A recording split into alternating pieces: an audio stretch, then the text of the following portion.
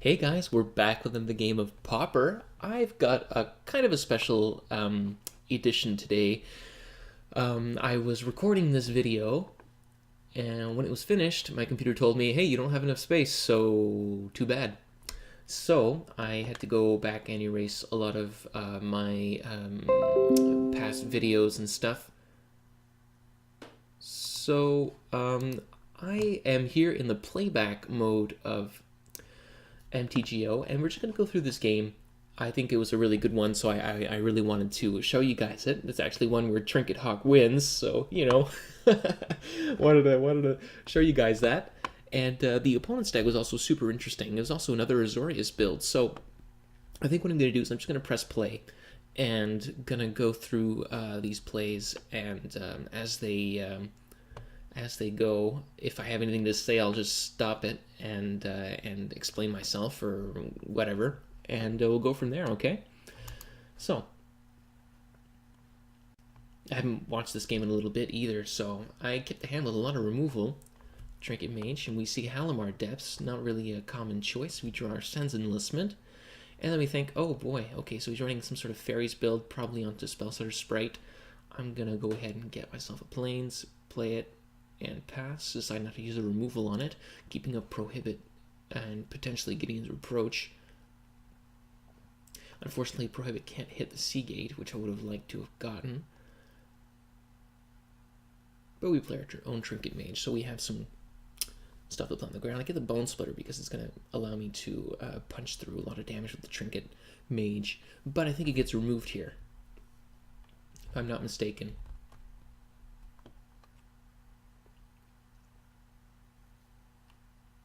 Nope. Okay, so we get the Core Skyfisher on.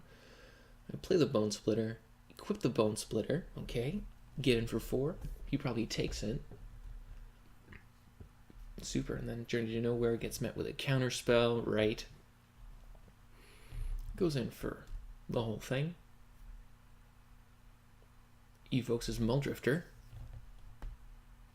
I finally get my Journey to Nowhere on the Skyfisher, and I'm still feeling like I'm pretty much in the race here.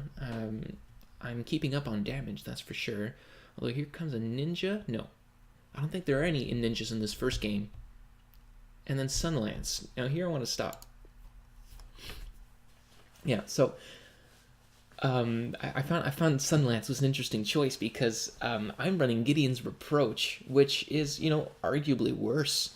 But there were some specific reasons why I did end up playing Gideon's Reproach over Sunlance, which is actually a pretty good card when you look at it. I mean, it's the white lightning bolt, basically. 3 damage to a non-white creature. Of course, against me, Sunlance may not be the best because I do run quite a few white creatures, but in general, it's just a very good removal spell. However, it's a sorcery speed, and it doesn't hit any of Affinity's creatures very well. So that's why Gideon's Reproach kind of made the cut for me, because of its instant speed. Even though it needs to be an attacking or blocking creature, that's not such a huge deal often, even though it does restrict when you can play it.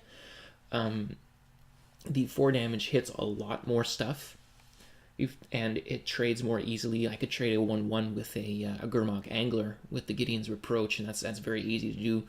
So it has to do with the deck construction as well, although I see that, you know, with the Fairy Miscreants and stuff, he could probably do the same thing. So the 4 damage is good, and the instant speed is also pretty nice, even though it's restricted to combat steps. So that was kind of my point on Gideon's Reproach and Sunlance. I mean, Sunlance is still very, very good, and the 1 less mana is very relevant, but I feel like the extra damage just makes this worth it. Alright, let's keep going. So, I mean, with a Prohibit, he counters it. Spell Stutter. I draw a card, and at this point I'm looking pretty bad. I'm pretty behind on land drops, too. As you can see, I'm holding 4 drops and 3 drops and 5 drops in my hand, so it's not so great. And I can't afford to not play. And yeah, you see with this second Spell Stutter Sprite, or with the bounced Spell Stutter Sprite. No, what happened? Yeah, anyway, with this Spell Stutter Sprite here, the game is pretty much over.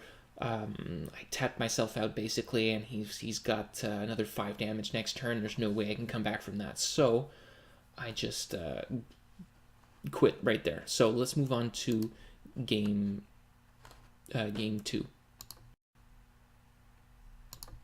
All right, so game 2, we're on the play.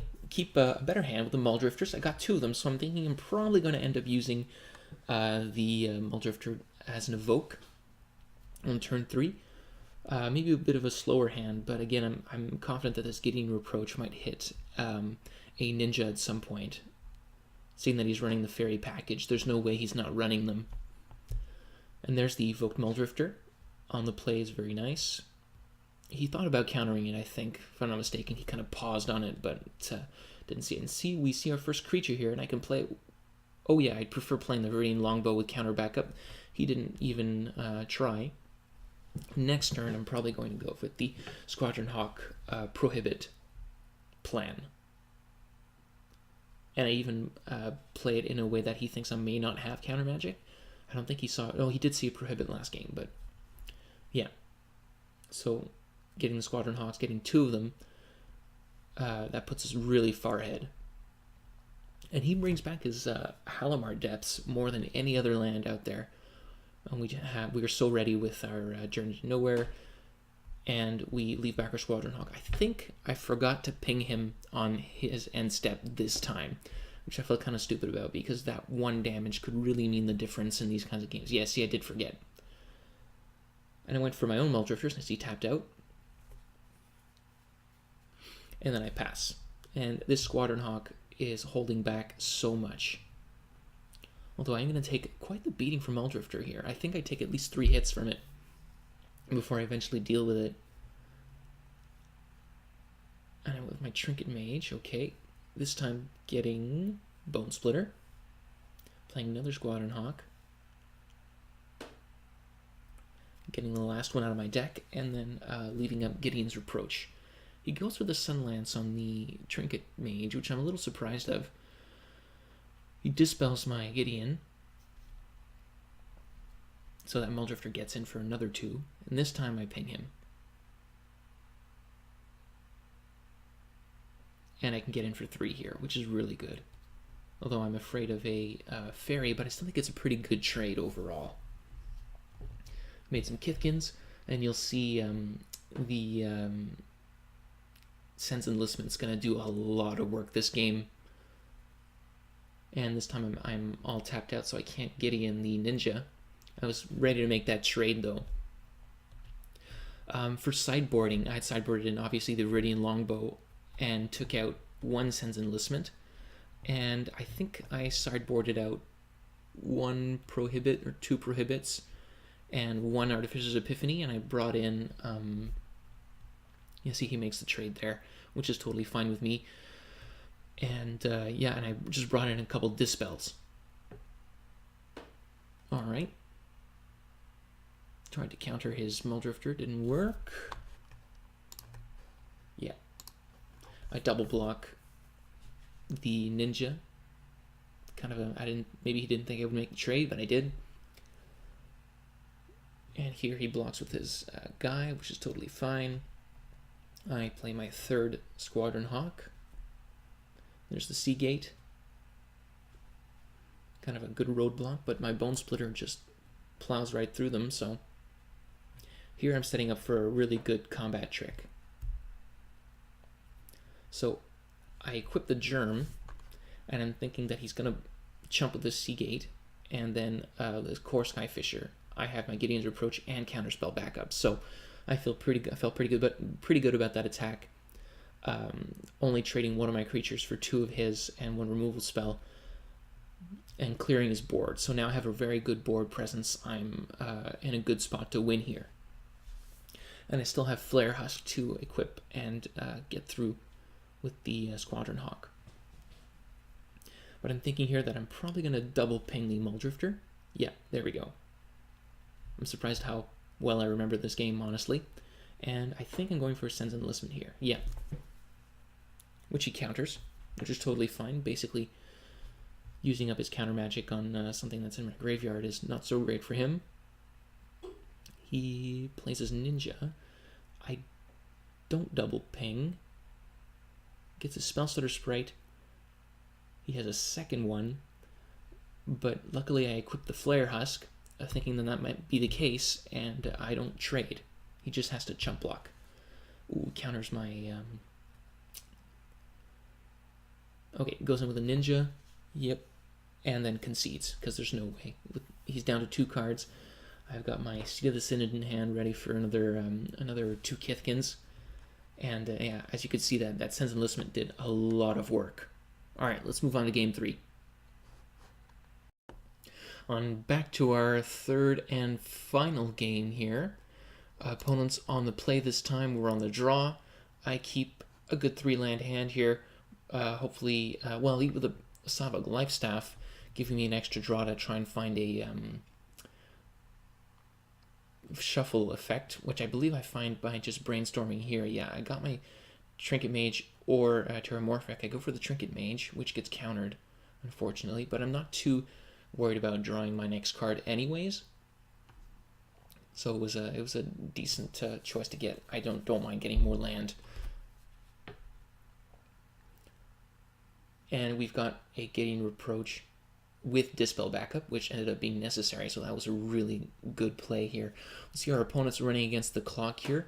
So my goal for the game actually changes quite a bit.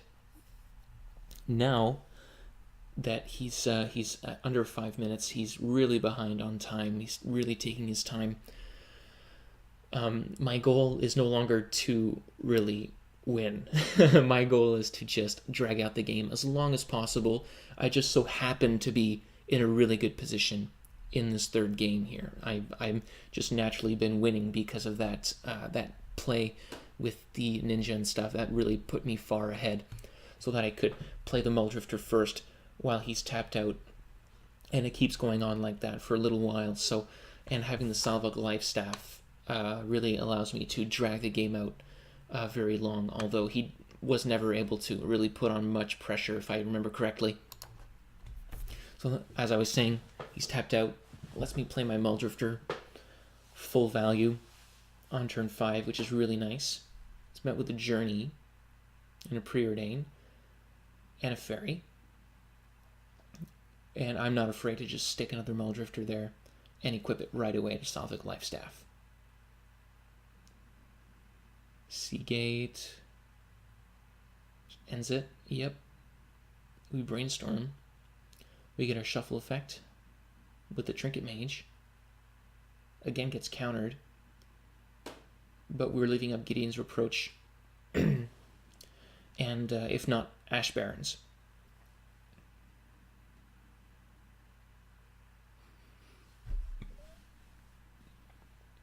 And then we have another Muldrifter. He's had to deal with a lot of these. And decided to just tap out here and just have blockers for everything. So no ninjas. Unless he has removal. He just goes in, I snap block with the 3-2, gain 3 life. I have a very good board position with the Viridian Longbow and the Salvag Lifestaff. The equipment's really getting the job done here. And I can even attack with a 3-3 that gets away from Core Skyfisher here, which is great.